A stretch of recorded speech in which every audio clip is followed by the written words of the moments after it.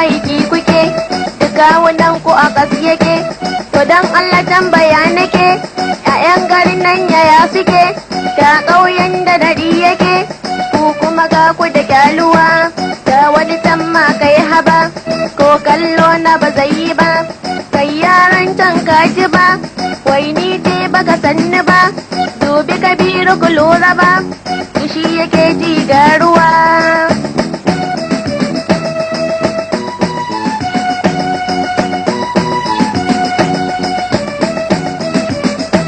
Dan na ga dukka wahala, ga ka da fuska kamila, ga ka da kyawun salsala, amma aikin wahala, na so duka ya takula, kyawun halittar ka ɗan uwa, dai kana burge ni, ba yau ba ma tuntuni, mai fuska mai kwarjini, don Allah karka bar da ni, juyo fuskar ka in gani, menene ya ka faruwa.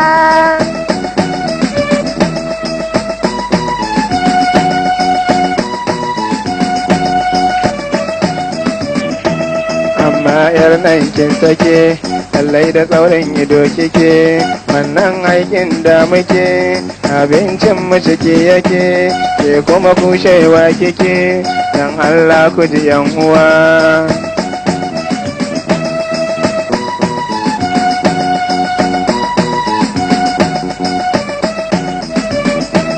Wai har kice mini garuwa, to ba na jin kishin ruwa, ki da kayayyaki yar uwa, na gode mai da yawa, na kina ban sha'awa, ke birni kika rayuwa, zancen burgewa kuma, mu yan ƙauyen dindima, da birni muka takama, ke yar birni ce kuma, dubi shigar ki kalar tama, ta isa ma ai sha'awa.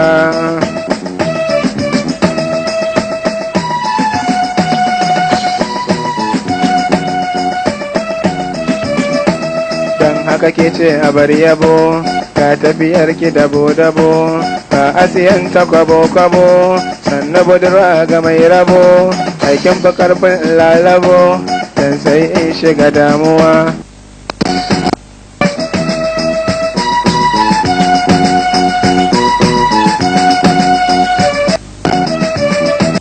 Indai kana yi ya isa, ni a gani na ka isa.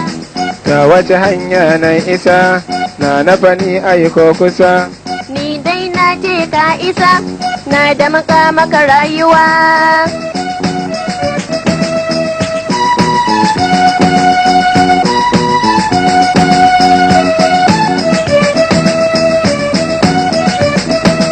Mun amsa min yarda mu, ya kake neman ka ba da mu, soyayyar ku gare mu, gudunmuwar ta kusa da mu, min shaidar ta kan mu, don haka mu babu damuwa, don haka mu babu damuwa, don haka mu babu damuwa.